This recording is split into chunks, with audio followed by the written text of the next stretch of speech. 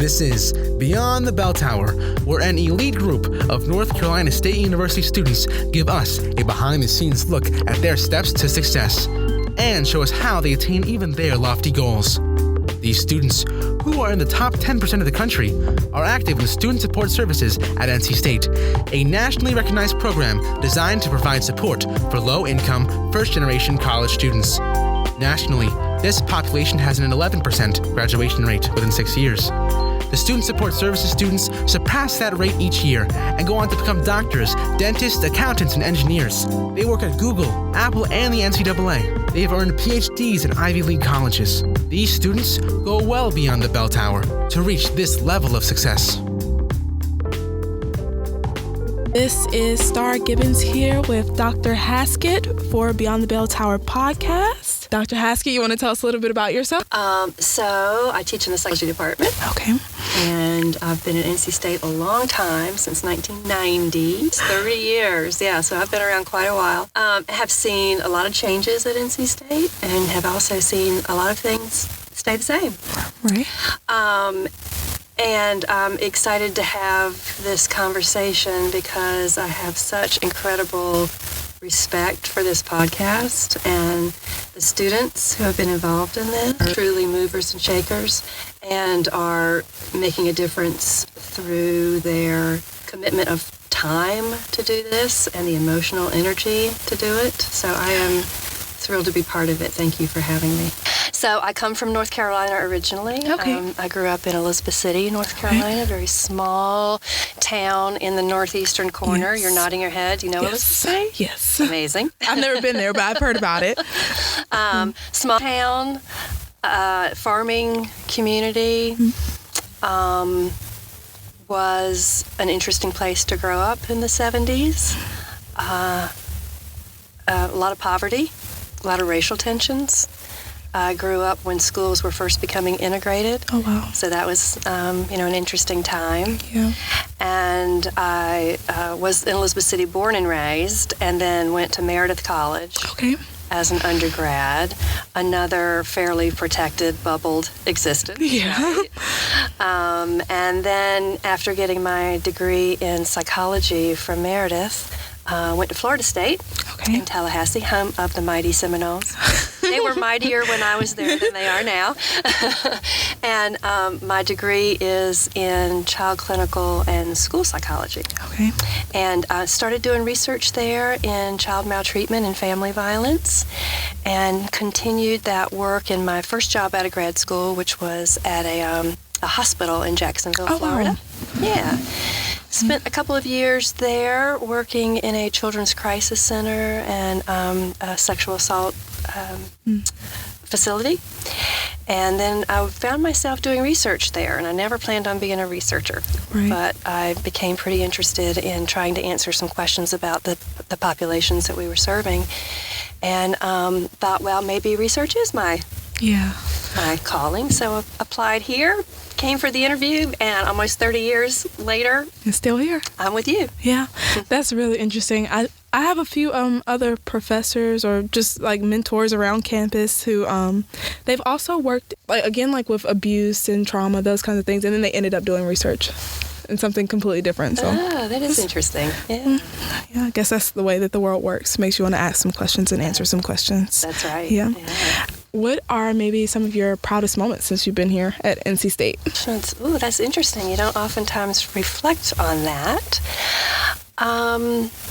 I suppose that one of the things I'm proud of is the fact that our research team has been able to balance some high-quality research with clinical practice and policy. So we are not too singularly focused on the research. We've been able to be productive in research, but also to have our investigations have some real-world significance, and also for some of our research to frame policy. Yeah, that's good. But that's a piece that a lot of people miss. It's hard to Yeah. do it because the university environment heavily reinforces research productivity Yeah. and grant funding. Yeah. And, you have to sort of balance the need to fulfill that obligation with what drives you and motivates you Yeah. and your students. Yeah.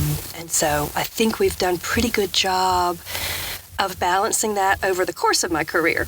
Mm-hmm. We haven't, in any one point in time, been able Yeah. to necessarily accomplish Right. all three, but yeah. That's great. What has your experience been with research overall? Sure. So I am really interested in how parents and families shape children's development and children's mental health functioning. So I'm really interested in what happens in the home and how children take lessons learned and experiences in the home and how those experiences shape their relationships with other children. And I'm specifically interested in kids where there's been some real challenges in the family, like child maltreatment, family violence, family homelessness.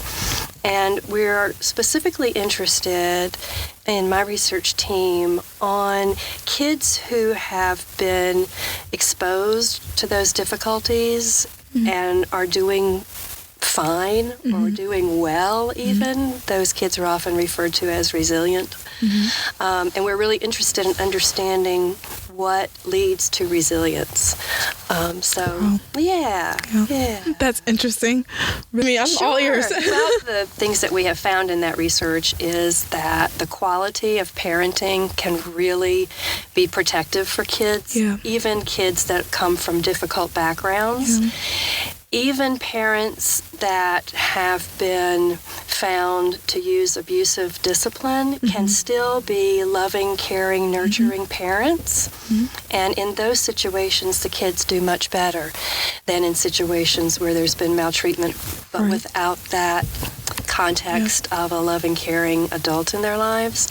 So one of the things we try to do with respect to interventions and helping kids is we promote positive parenting using evidence-based parenting programs.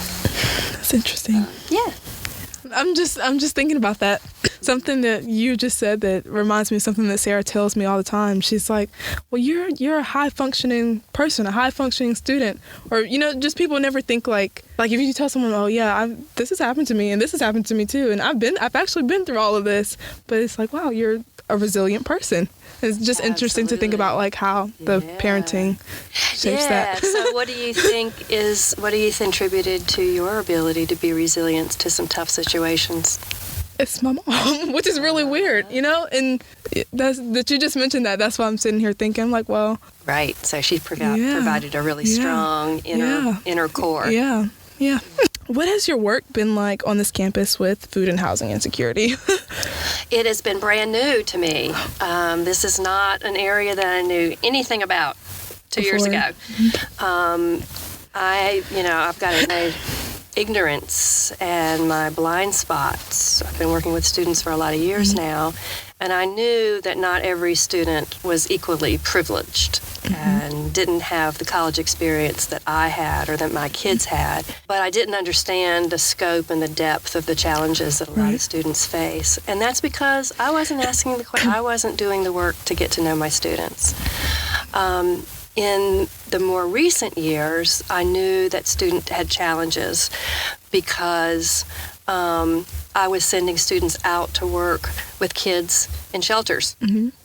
And so the more work that they did out in the community, the more they would come back and share their own experiences. Right. I understand what the kids in the shelter are experiencing because I've been there. Right.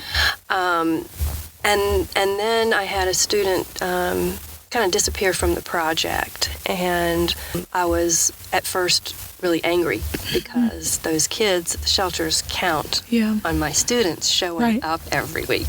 Right. And when I teach undergrad classes, I don't take roll because I tell students, if you're an adult, if you're not in class, I'm assuming you've got somewhere better to be, and that's fine.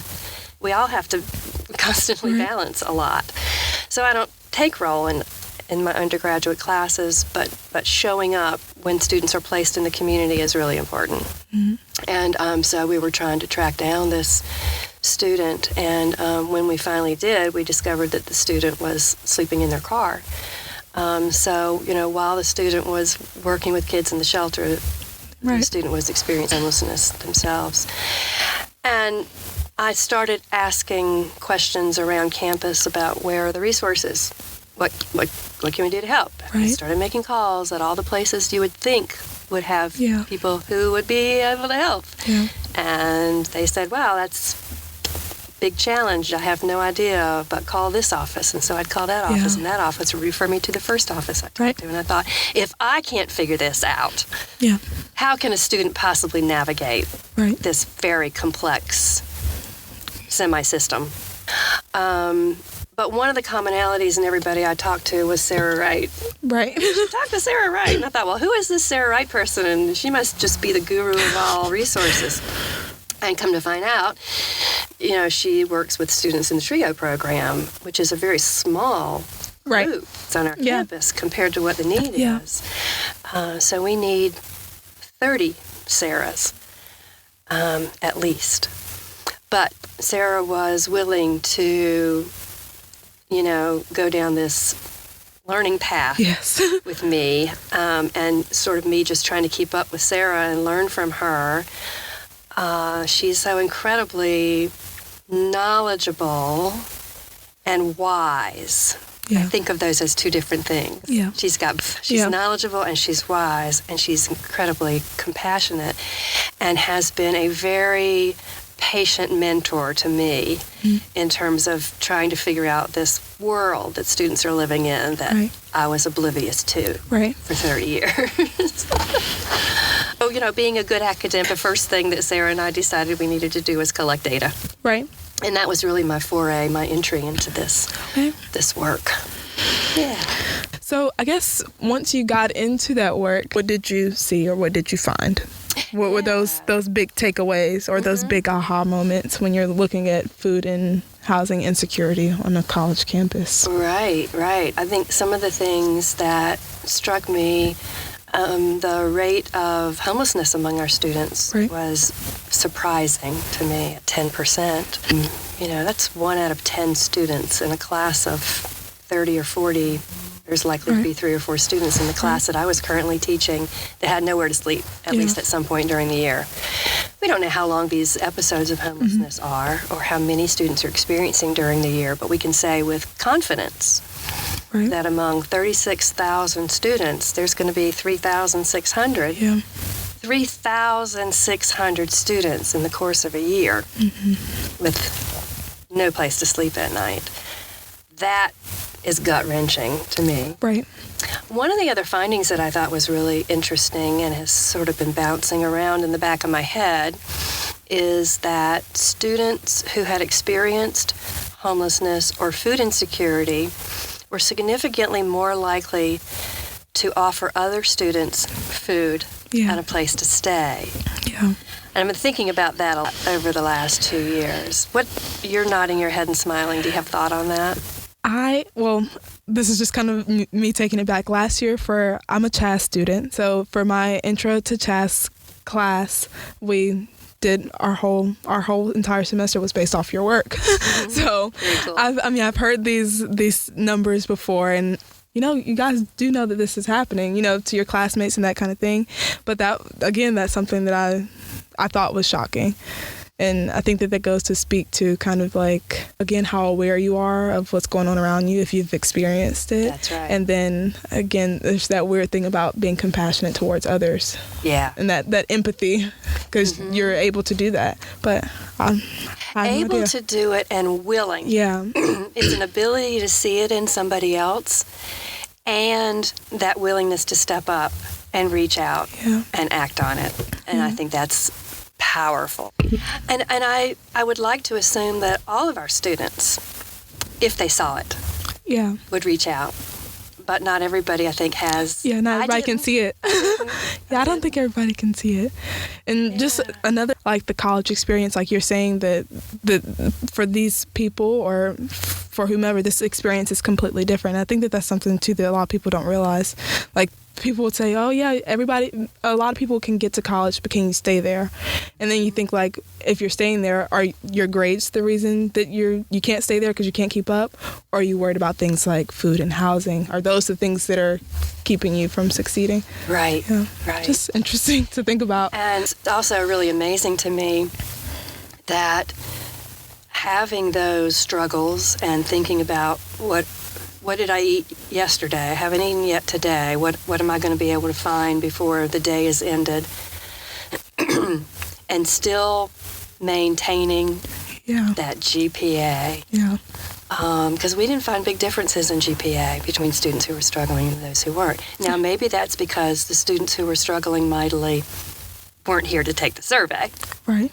Right, so we're pretty sure we're losing students. Yeah. In fact, there was an exit survey conducted, I believe it was conducted by DASA, for students who had stopped out, which is university language for dropping out. Right. And I believe a third of students who had stopped out was at least in part due to financial reasons. Right. So, yeah, finances are a huge concern for a huge percent of our population of students. Yeah. And the resources are not keeping up with the costs. Yeah. So we know that tuition is skyrocketing. Mm-hmm. Now, NC State's still a bargain, right? Yeah. Okay, yeah. So NC State's a bargain. University, I hear you, I know it's a bargain. But it's still increasing. Right. And financial aid is not keeping pace. And minimum wage is certainly not keeping pace. Minimum wage has been stagnant for decades compared to the cost of living.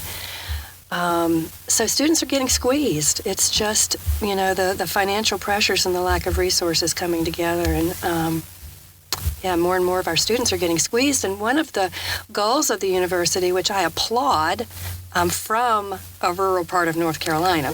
Right. So I applaud this goal, but it's to increase the number of students entering from rural counties in North Carolina and from community colleges. And again, phenomenal. I hope we reach those goals. But what we have to realize is that those two populations of students tend to be less well-resourced. Right. Because they're coming from areas. The rural areas, many rural areas in North Carolina have not recovered from the recession. Yeah. We forget in Raleigh, North Carolina, that there was a recession in North Carolina because we've recovered from it here locally. But a lot of the state has not. So we're going to have students coming in because we're actively recruiting students from community college and rural areas. Getting them here is the easy part. Right. What's the hard part? Keeping them here. Yeah, someone else was telling me, another student advocating for a completely different cause, and she was telling me that like the administrative response was, we've met this financial goal, we're going to recruit more students, we're going to bring in more students. And it's like, well, what are you going to change here to keep them there? Or what's going to be different in the climate and the resources that we actually have here? That's right. Yeah. That's right. Because if they're going to be spread thin and we're going to have more students with needs, this is why I'm really, really hoping that the university will move on the call to action that we just released. Because if we don't get a handle on it now, while it's still manageable, we're going to be in for for a lot of students hurting. Yeah. And a lot of students not finishing, but in debt. Yeah. I'm just thinking, like you're saying, like, okay, for me personally, as a student, I've relied, like, even when school was free in public schools for elementary, middle school, and high school, I still relied on free food and someone to consistently, like, give me the things that I need. So to now come here and a double whammy. Right. So let's even if it was free, there would still be challenges, right? Because it's not just tuition. Yeah. It's not about just tuition. Yeah. And when I talk about this with people that are just coming around to understanding this, they say, well, don't students have financial aid? And that's because back in my day, financial aid covered all of your tuition, cost of living, books, and all of that. It was possible. Still have to get your books after you pay tuition with the money from wherever you can get it from. Right. So. Right. Yeah. Could you tell us a little bit about that call to action that you just mentioned too? Sure, yeah. So I think the university has a lot to be proud of in terms of some recent initiatives. You know, there's PAC Essentials website now that has some good resources there. It's a good start. Right. Students can get a $500 grant now for emergency needs. That's fantastic. That's a one-time. We know that a lot of students in financial stress and who don't have a lot of extra resources have many times that they could use that $500 throughout the time that they're here. So that's something that we could work on. So I think we have a good start on individual programs. What we don't have yet is a system of care for students that wraps around the student and links the resources. So right now, at best, we have some isolated pockets of great resources that students have to run after. And it is literally running after when you're looking for food resources and you're hungry. Yeah, or if, again, like you're saying it now, if you don't know, then you won't have any help. If you don't have a Sarah Wright that you're going to see every week, you're not going to know. No. There is really no way to know. Now, we do have PAC Essentials, so if someone finds themselves there, they can at least connect with the student ombuds, Mike Giancola, and Mike is probably aware of most resources on campus. But how many people know about PAC Essentials so far? We need a major campaign. So the call to action has a number of parts, and one part is to officially convene a group of students and staff and faculty with expertise and passion around this, and charge them with coming up with a comprehensive plan, right? So let's have some experts in place to inform the university about what needs to happen. Now, in the call for action, we think we have some pretty good ideas. But that group is not charged to make any change. So the first thing is to convene a group of people and then follow their recommendations. One of those recommendations is to link these resources through some basic needs navigators. Another recommendation, the university is currently reviewing its strategic plan and developing a new strategic plan. The current steering committee believes strongly that one of the goals of the strategic plan needs to be that 100% of our students have adequate, appropriate food and safe, stable housing. That should be one of our strategic goals. If that's a university goal, every unit on this campus is going to be thinking about what they can do to contribute. And that's what we need. It's a culture change.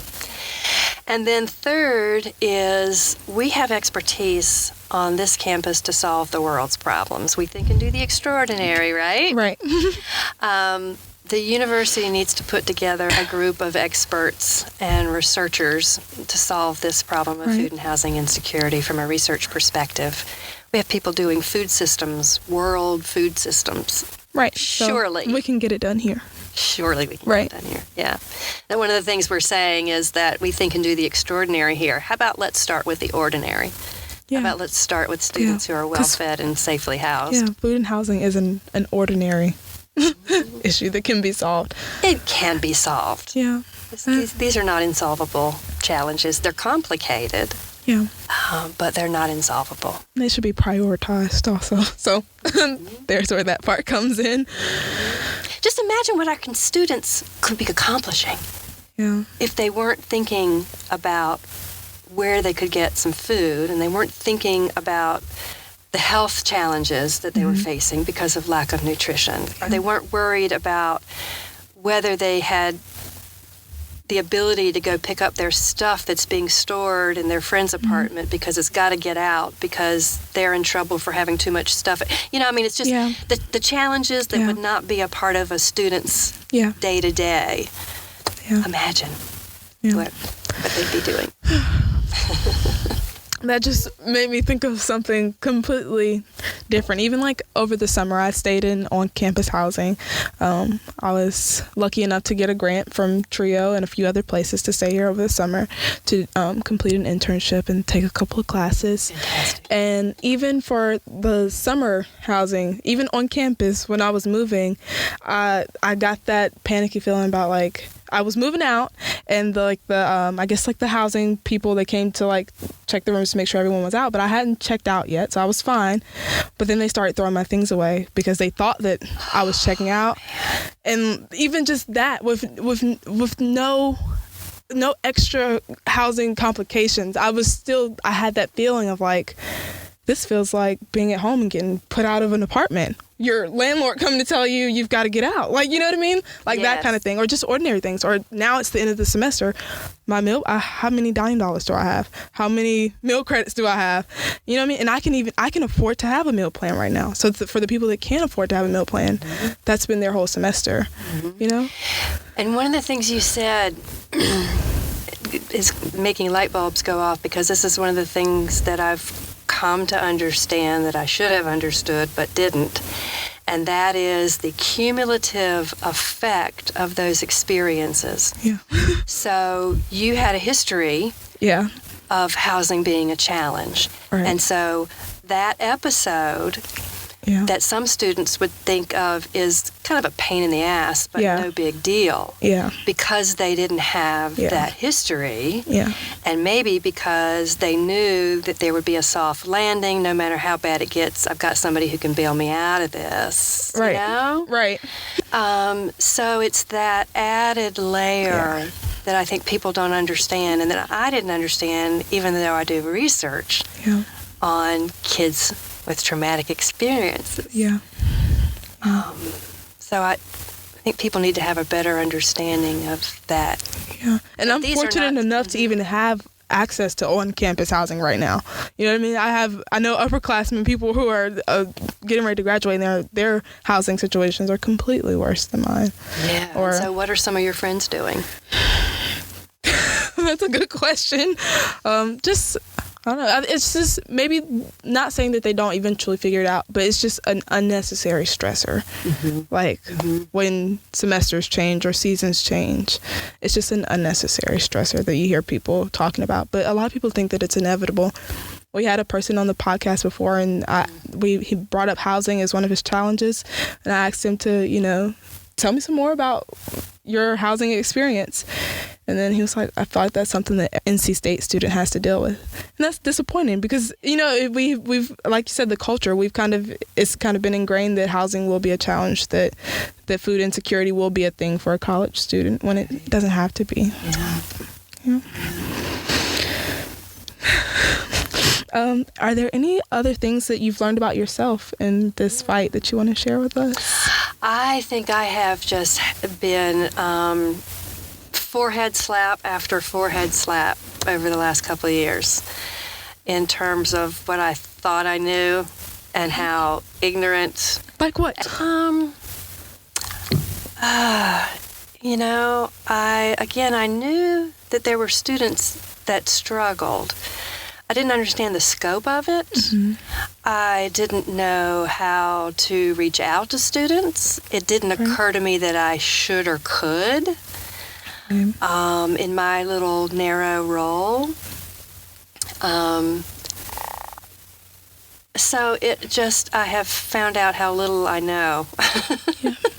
And again, Sarah has been a very patient instructor and, shaking me every now and then, Mary, you're missing this, this issue. So I'm very grateful to her. Yeah. Well, how have you talked about this issue to students? For the students who are aware or have experienced food or housing insecurity, and then to the students that aren't aware. So how do you even start that conversation? I mean, I know it's like you're saying, it's easy to feel like that's not something, that's not my place, or that's not really in my toolbox to solve right now, or what can I say, what can I do? So how do you even start that conversation, or teach other people about it? Right. I'm not sure I can teach other people how to do it just yet, but you're getting there. I'm trying. I'm learning. think one of the things faculty can do is open up the conversation on the very first day of class by including in the syllabus language that's inclusive for students. Let's just assume students have zero money to spend in your class. What would your syllabus look like if students have zero? Because I think faculty assume that, well, students have a little bit for every class. But let's start with the assumption that there's nothing and then arrange your syllabus to reflect that. I would also encourage faculty to include a statement about the PAC Essentials, the availability of PAC Essentials. Then we have some language now that faculty can cut and paste into their syllabus.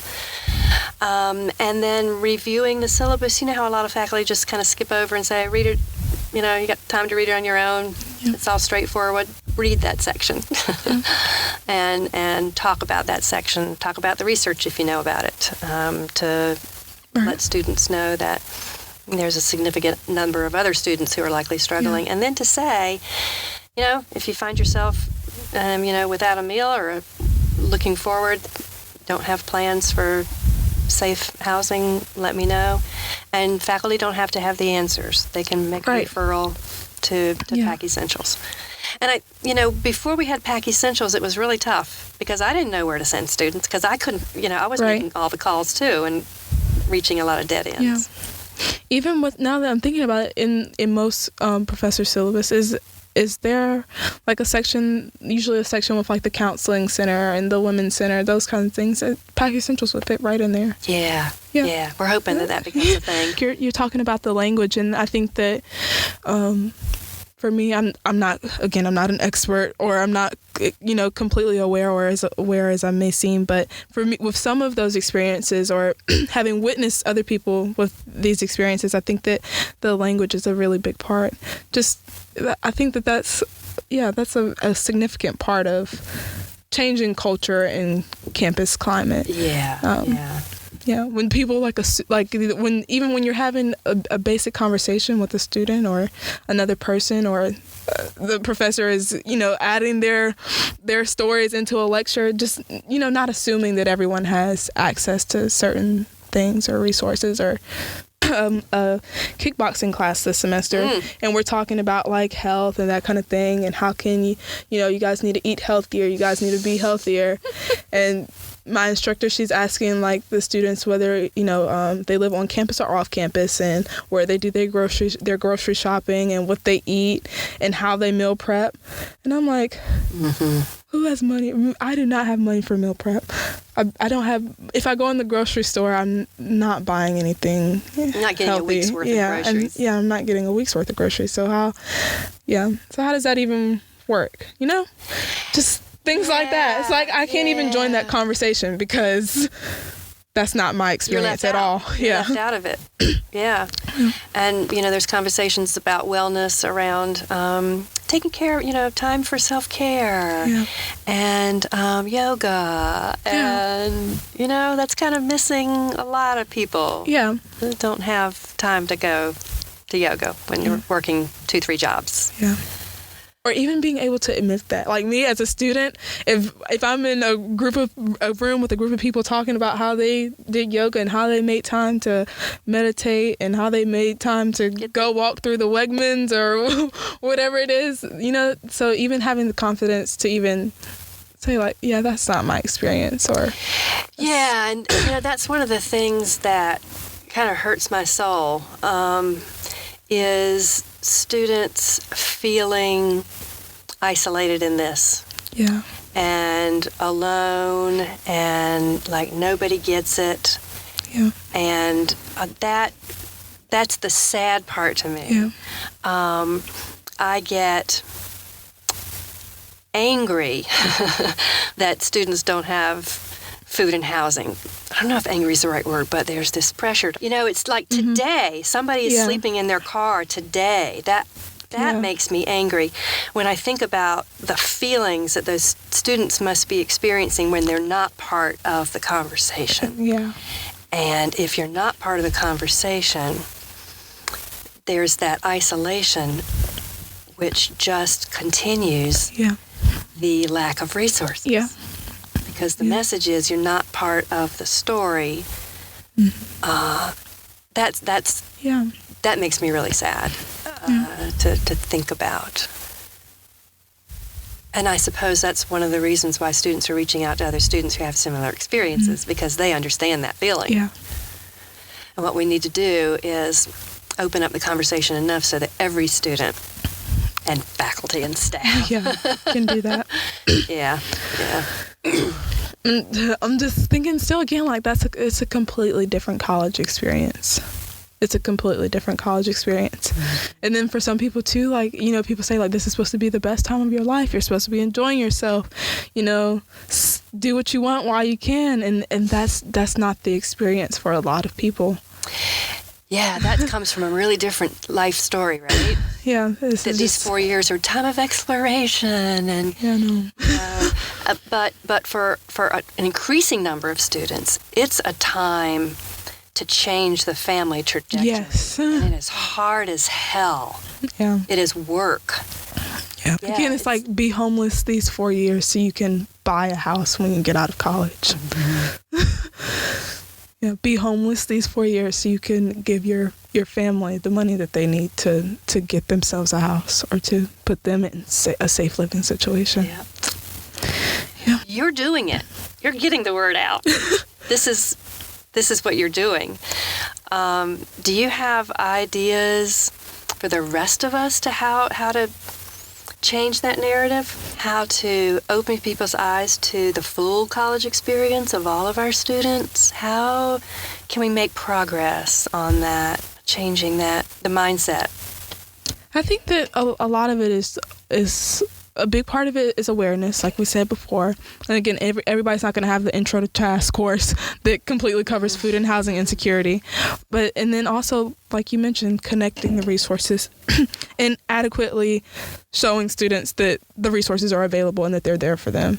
You know, and it shouldn't be a secret that we have a food pantry or well, that's not a secret anymore, but it shouldn't be a secret that this happens on campus, you know? Yeah. I think that's probably the biggest part. And knowing that, I guess, so a lot of people don't know that their experience could be different, you know, that someone somewhere has the power to change this for them. Mm-hmm. Yeah. I think that your call to action, though, is extremely strong, and I think that's the path that we should be going. I'll keep you posted. Okay. We have yet to hear any response. Okay. It's been sent to the chancellor and the provost. And we're just waiting for a response. Was this in October? Mm-hmm. Okay. Yeah. Okay. You've already kind of touched on it, but what can other faculty do? So we mentioned like the syllabus, I guess, and kind of referring students to the resources that are available to them and the language. But if students feel that like the existing resources or the council don't serve their needs, or how could what? Yeah, so I think faculty need to be aware of the student ombuds role, so that they have a place to refer students to. The student ombuds is actually a professional who works with students confidentially. Okay. On any concerns that they have. Okay. So it could be a problem with another student you're having, or a problem with a faculty member or staff or your advisor. If you try things and can't solve the problem, the student ombuds is there for you, for all students, for any problems. Mm-hmm. And an addition now is around the PAC essentials and managing that. So faculty need to be aware that that's their, that the ombuds is really their primary referral for students with all kinds of challenges. They just need to try to imagine this what we think of as a non-traditional student's life and perspective, and incorporate that into these discussions and activities in class. There's small things they can do. They can have basket of food in their labs and in their offices.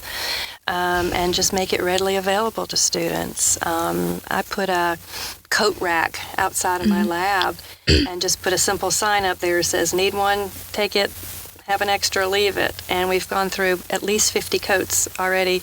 Oh, wow. In the last month. Oh, wow. Yeah. So, and that took nothing but me literally putting a coat rack out in the hall Right. with a simple sign. So I think that, faculty could do a lot of small things that could make a big difference if everybody stepped up. Yeah. What role do you think or the impact of your faculty tenure has had in your ability to do these things? That's a good question. I think it has afforded me a level of comfort to push. Obviously, I need to be respectful and appropriate and professional and all those things. Right. But I do feel that I can ask some tough questions, and I can be a little pushy. I haven't had to be yet, but if it comes to that, I'm ready to push pretty hard. Yeah.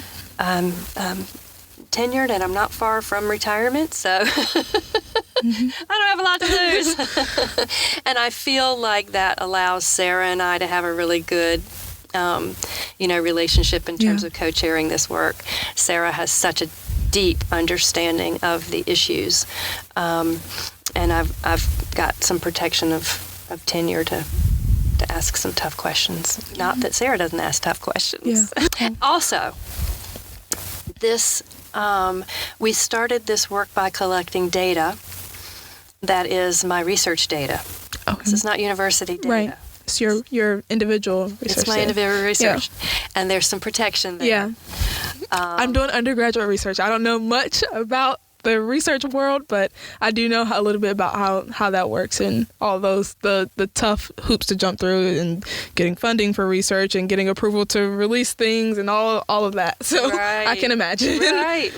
But it allows you some independence, right? If they're your findings, you get to decide how they're disseminated, right? How they're analyzed, what questions you ask that might be tough questions in your data. So I think that was another decision we made early on that was a smart decision. There's protection in the research.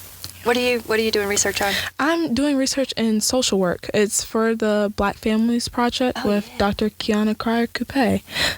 So I'm looking at a ton of things right now, but it's been interesting so far. And she's still doing more work for the practice and she's doing a ton of things. Yeah. She does fantastic work. So social work is your field? No, I'm a political science student. Oh, okay. But I'm all over the place. So, but it's been interesting. It's a lot of weird connections. And again, there's that aspect of policy. So I've seen the problems. I've had this experience, and then policy is the way for me, in my mind, to kind of change some things. Absolutely. But then you're also getting the research, which is going to come in handy. Yeah. Very nicely done. Well, I aspire to be like you, to be able to ask tough questions and to kind of build that foundation for myself. You're going to be doing that. Well, thank you. Yeah. You kind of already mentioned it, and I think you touched on kind of how you got interested in this and, how you feel about it, the anger, the passion. But have you sat and really thought about, why am I passionate about this? What does this work say about me as an individual? Or what does this project say about me as an individual? I have not thought about that. It's consistent with the work that I've done all along. It's just now with the college population. Most of my work has been with preschoolers. Right. I'm interested in, these experiences for really young children. So it's kind of a natural extension. Right. Or maybe for a student who you're, if let's say just hypothetically you go to a student and you're like, I can help you with this issue, or I promise that I'm doing everything that I can to help you with this issue, and they say, well, Mary, why do you care? Why do you care? I think I have some making up to do. I've been here for a long time with it right in front of my nose, and I've been traveling around the country talking about homelessness, and so I have some of the skills and knowledge to do this work, and it feel a very strong sense of responsibility to get busy. That's fair. Yeah. That's Yeah. I've got some. But that's fair. I'll get there. Yeah. This is just a completely another side track thing that talking to you has just reminded me of when you were talking about how those people who may have experienced homelessness or food insecurity are more likely to offer those things to other people. I went home for break and my mom is laughing, telling me that my brother wants to donate some blankets and leftover coats from out of our house to the homeless people that he's seen on the road. My brother has been homeless before, a little bit older than me. Mm-hmm. And he's experienced these things probably far worse than, I have.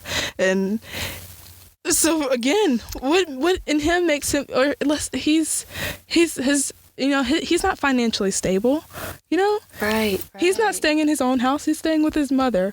Or that's something in him. What makes him think that, he can go and take his leftover coat and give it to someone else, and then he won't have one. That's stunning to me. What do you think? I don't know. I just thought about it. I don't know. We've said we don't. Nobody has an answer yet, but just thinking about that, because he's been homeless before. Mm-hmm. Did he see himself as homeless at the time? I don't think so. Yeah. I don't think anybody does. Yeah. Well, I mean, some people do, but usually it's not until someone else says, "Oh yeah, you were homeless," that you realize that you were homeless, or you were sleeping in your car. That means you were homeless, or you went from this person's couch to this person's couch to the car. Yeah, you were homeless. A lot of people don't realize that. I think we all have this vision, right? This idea of what a homeless person looks like. A homeless person, air quotes, and that's not what the large majority, especially of kids and families that are experiencing homelessness. 75% of kids who are school-aged and homeless up, not living out on the streets, so to speak. So it's interesting that your brother sees, I don't know who he's referring to when he was probably somebody that he saw. Pulled on his... Yeah, and my mom, she's laughing, telling me about it, because she's thinking, he doesn't have any money of his own. You know what I mean? He doesn't have enough money to go and buy himself a coat. Mm-hmm. He's staying on my couch. So she's probably laughing. That's why I think, and now I'm laughing thinking about it. But that's really interesting to talk to him about that. Yeah. Yeah. Part of it makes you sad, because that feels like that's the way the world works, or for some people that's how poverty works for them. Mm-hmm. For a lot of people, it's not because, well, I mean, for sometimes it is, but it's not always because they don't want better for themselves, or because they choose not to do the work, or things like that. That's another such a common misconception. Yeah, but just thinking that you've given, so now you don't have. Just thinking about that, it's interesting. Yeah. Like, even for some college students, when they're here sending money home and, putting all their resources to go to things back home, and then what? Yeah, yeah. And that's happening a lot, as you know. Yeah. It's all relative, right? Yeah. I don't have much, but I've got enough to send $20 home. Right. My brother's got a science fair coming up and can't buy the poster board. Yeah, I'm going to get that poster board if I can't get anything else. Right. Yeah. Right. So, yeah. What do you think the next steps are for the podcast? Somehow get these into the ears of faculty members. I'm also going to do a little bit of research. I don't want to call it like formal research into, again, who's listening, where they're listening, and do some surveys while you're listening, or how did you find out about this or that. So that would be great. That would be really great. Hopefully we can get that done. I could see a study. I could see a study of faculty opinions and perceptions and knowledge before listening to some, and then after. Yeah. That'd be a really cool study. We're working on it. That'd be great. I guess my last question for you is, what would student activism look like in a perfect world? This kind of fires me up. thinking about student Go for it. activism. Go for it. I feel like again, you have built that foundation for yourself where you're able to ask those challenging questions, and when you're able to be angry and be loud. So what would it look like for students to do that? Well, what questions should we be asking? What questions should I be asking or advocating for? Yeah, I think one of the things to know, student voices are everything, and student voices cannot be denied. And I think that there needs to be a level of awareness and understanding of these issues among the general population, and then the general population needs to be fired up. Yeah. And, the students who are struggling are working 3 jobs and an unpaid internship. We can't leave it to the students who are struggling to be the ones to take to the brickyard. Yeah. Awareness of homelessness out there somewhere, but not here. Right.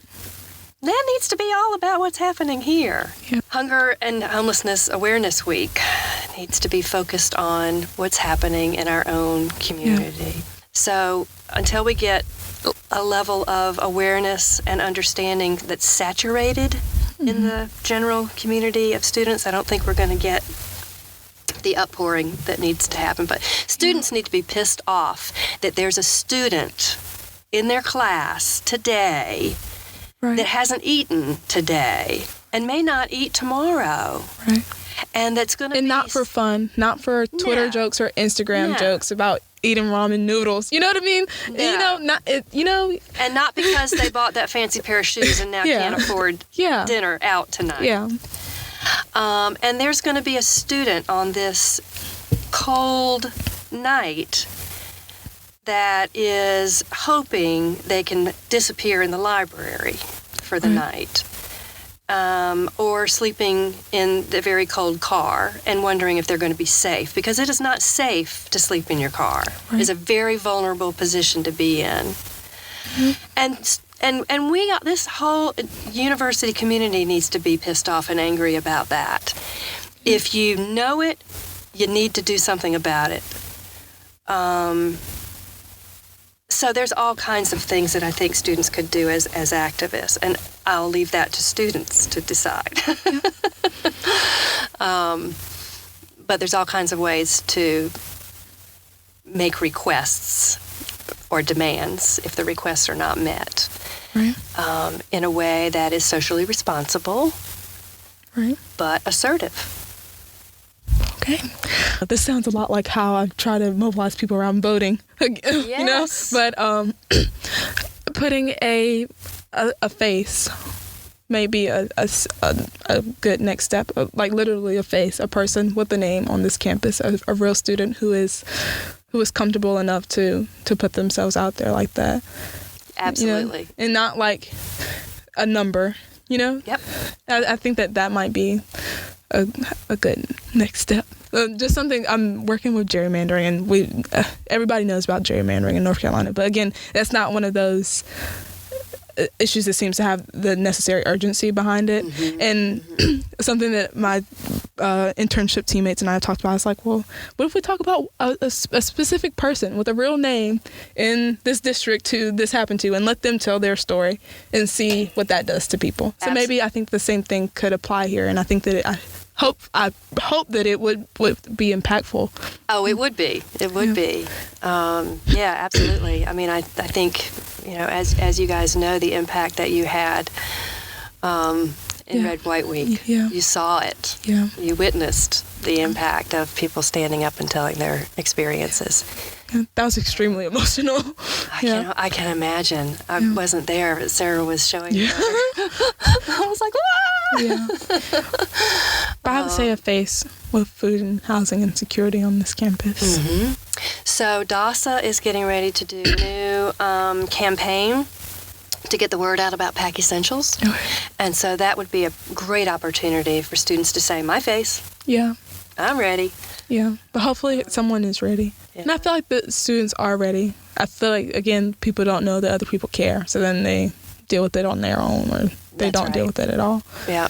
But I think that's I could see that. I could see a video saying, this has been my experience at NC State, or this has been my experience with food and housing insecurity. That would be really hard to ignore. It would be. And it normalizes it so much. It's like, oh, okay, I know her. Yeah. She was in my class last semester. Right. And the experiences are not descriptions of a homeless person like you think. Right. And so it just completely shatters those preconceived notions to see somebody that you know. Somebody, one of us. It's a wolf pack. It's a member of our tribe. Yeah.